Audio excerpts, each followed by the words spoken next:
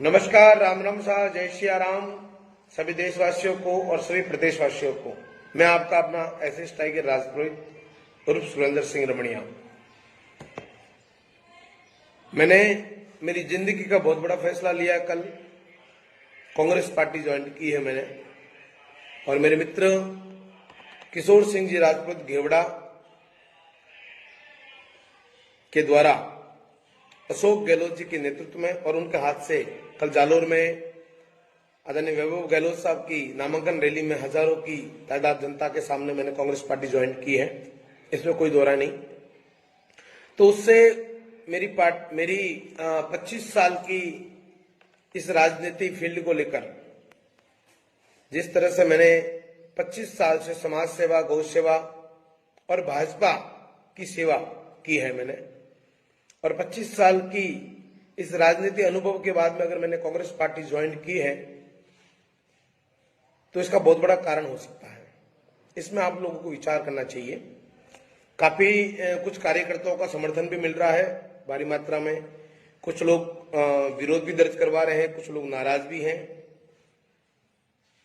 कि भाई ऐसा क्यों है, क्योंकि लोगों को भी संपूर्ण जानकारी नहीं है, इसलिए कुछ लोग अपनी नाराजगी जाहिर कर रहे हैं और उनको पूरा अधिकार है।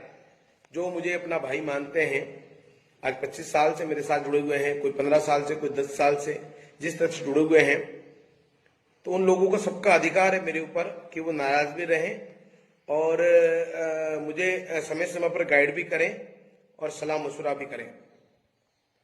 आज मेरी प्रेस कॉन्फ्रेंस है तो मैं उसके माध्यम से भी आपको संपूर्ण जानकारी दूंगा। मैं उससे पहले मैं कहना चाहूंगा कि कुछ लोग कह रहे हैं कि भाई टाइगर भाई आपने कांग्रेस पार्टी ज्वाइन क्यों की, ऐसी क्या नौबत आ गई, ये वो जगह जगह तरह तरह के लोगों के जो कमेंट्स आ रहे हैं मेरे इंस्टाग्राम पर वगैरह, मेरे पर्सनल फोन, कल से लगातार फोन भी आ रहे हैं। कुछ लोगों के समर्थन में फोन आ रहे हैं कि हाँ सही किया है, कुछ लोग कह रहे हैं कि नहीं ये गलत किया है, जो कुछ भी है ना। तो देखिए, मैं आप लोगों से पुनः एक बात कहना चाहूंगा कि आपका भाई एसएस टाइगर जिस तरह से पहले आपके लिए लड़ता था, आपके साथ में खड़ा था, उसी तरह से अभी भी रहेगा और आगे भी रहेगा। इस बात का विश्वास रखना मेरे पे और भरोसा रखना कि मैंने अगर कोई राजनीतिक पार्टी ज्वाइन की है, क्योंकि आपको पता है कि मैंने मेरी लाइफ में पहली बार किसी पार्टी को ज्वाइन किया है। हालांकि मैं 25 साल से भाजपा का समर्थन जरूर कर रहा हूं, मैं जगह जगह प्रचार भी किया है अपने विधानसभा चुनावों में, संसदीय चुनावों में, और मेहनत भी की है। परंतु अब जब जाके मैंने कांग्रेस पार्टी ज्वाइन की है तो कहीं न कहीं मेरी आत्मा जो है आहत हुई है भाजपा के द्वारा। उसकी बहुत सारे कारण हैं, मैं आपको कुछ कारण बताना चाहूंगा, तो कृपया ध्यान से सुने उस वीडियो को और हर कार्यकर्ता, हर युवा तक पहुंचाने का प्रयास करें।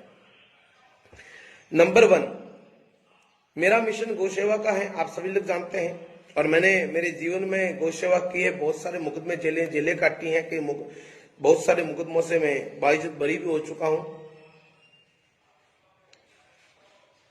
2012 में दिल्ली के गौज्ञान फाउंडेशन पर आदरणीय स्वर्गीय सुषमा स्वराज जी ने एक वादा किया था हम लोगों से कि आपने इतने समय कांग्रेस को जिताया, कांग्रेस को वोट दिया, और अब जो है आप हमारे साथ में जुड़ो और हमें जिताओ। हमारी पार्टी, हमारी सरकार बनते ही हम देश के अंदर से सबसे पहले गौ हत्या पर पाबंदी लगाएंगे। उस बात को 10 साल हो गया, 10 साल हो चुके हैं, परंतु अभी तक भाजपा के कान की जू नहीं देख रही है। हमने 4 बार दिल्ली में आंदोलन किए गौ हत्या बंद कराने के लिए, परंतु गौ रक्षकों को उठा के अंदर किया गया, डंडे भी बचाए गए, परंतु गौ माता की जो हत्या है वो बंद नहीं की इन भाजपा के द्वारा। सनातन के नाम पर, गाय के नाम पर, धर्म के नाम पर ये लोग वोट लेना जानते हैं, वोट ले सकते हैं, वोट लेते भी हैं, परंतु सनातन का काम नहीं करते। हिंदुत्व के नाम पर और हिंदू राष्ट्र के नाम पर हिंदू युवाओं को ये लोग गुमराह करने का प्रयास कर रहे हैं भाजपा वाले। और बहुत सारे ऐसे विषय मुकदमों की बात करें तो मेरे ऊपर जो जितने मुकदमे बने थे उनमें से 85% मुकदमे भाजपा की सरकार के नेतृत्व में बड़े भाजपा के नेताओं द्वारा बनवाए गए, जिसका प्रमाण मैं दे सकता हूं आपको, चाहिए तो जिस किसी को भी। कांग्रेस को भाजपा द्वारा एक तरफा बुरी पार्टी बताई गई। पूरी पार्टी बुरी नहीं होती है, हो सकते हैं हर पार्टी में कहीं न कहीं 2-4 लोग अपनी निजी विचारधारा के दौरान या कुछ निजी उटपटांग बयानों के कारण वो बुरे हो सकते हैं, परंतु कोई पार्टी बुरी नहीं होती। मैं आपको बता दूं कि गौमाता की बात करें तो अशोक गहलोत साहब के द्वारा राजस्थान में सबसे ज्यादा अनुदान अगर किसी ने दिया है तो वो अशोक गहलोत साहब की सरकार के द्वारा दिया गया है, सबसे ज्यादा उससे प्रभावित हो गए। और मैंने भाजपा का समर्थन करते समय भी अशोक गहलोत साहब को मैंने धन्यवाद दिया था जिस समय उन्होंने गौमाता के लिए अनुदान दिया था। नंबर 2, मैं राजपूत समाज से बिलोंग करता हूं और मेरे लिए समाज सर्वोपरि है। जहां मेरे समाज का मान सम्मान नहीं होता, मेरे समाज की बेइज्जती होती हो, मेरे समाज के युवाओं को धक्के मारकर मंचों से अगर उतार दिया जाता हो, वहां पर मेरे समाज के युवाओं की थू और हंसी मजाक उड़ाई जाती हो, और जब समाज के युवा अगर अपनी बात रखने जाता हो तो उसको ब्रह्मधाम आसूतरा जैसे राजपूत समाज की राजधानी से गिरफ्तार करके ले जाया जाता हो, तब जाके हमारी भावना आहत होती है। हमारे गजूबना जल शक्ति मंत्रालय जिनके पास में है, सतीश जी राजपुरोहित ने अपने क्षेत्र की बात को लेकर उनसे सवाल किया था। जो युवा मोर्चा के से जुड़े हुए युवा मोर्चा के कार्यकर्ता है सतीश राजपुरोहित भाजपा के, उनको धक्के मारकर निकाल दिया गया। समय समय पर हमारे राजपूत समाज का अपमान किसी ने किया है तो इसी भाजपा के लोगों ने किया है। ये लोग भाजपा को अपनी एक पापिंगी समझ के बैठे हैं। कुछ लोग, उनको मुंह तोड़ जवाब देना बहुत जरूरी है। ये लोग चंदा लेते हैं हमारे राजपूत समाज के लोगों से, व्यापारियों से, बाहर जाते हैं चंदा लेके आते हैं। वो लोग अपना व्यापार छोड़कर वोट देने जब आते हैं, वोट देने आते हैं तो भाजपा को वोट देके जाते हैं। दरिया बिछाते हैं उनके लिए, व्यवस्था करते हैं, होटलों को लाखों लाखों रुपए होटलों को भाड़ा भरते हैं, उनके लिए अच्छे भोजन की व्यवस्था करते हैं। उसके बावजूद भी अगर राजपूत समाज के युवा को अगर कहीं थाने में या कहीं भी जरूरत पड़ती है तो उनको मुक्की खा के वापस आना पड़ता है और वहां पर भी कहीं भी लेन देन करके उनको अपनी बात रखनी पड़ती है। ये नौबत आ गई राजपूत समाज की। इतना बड़ा समाज है, 45 लाख वोटर है राजपूत समाज के, और भाजपा का पल्लू पकड़ के घूम रहे राजपूत समाज के लोग। परंतु कभी किसी ने सोचा है कि राजपूत समाज का वजूद भाजपा में क्या रखा है उन लोगों ने? बहुत बड़ी बात बता रहा हूं। राजपूत समाज के लिए भले प्लोदी हो, रामदेवरा हो, जोधपुर हो, सिरोही हो, जयपुर हो, कहीं पर भी हो, अगर समाज के नाम पर किसी ने जमीन आवंटन करवाई है तो वो पहले नेता है देश के, वो है अशोक गहलोत साहब। भाजपा के कौन से नेता ने राजपूत समाज को वो जमीन दी भवन बनाने के लिए या कोई भी कार्य के लिए? मुझे एक हो तो बता दो आप।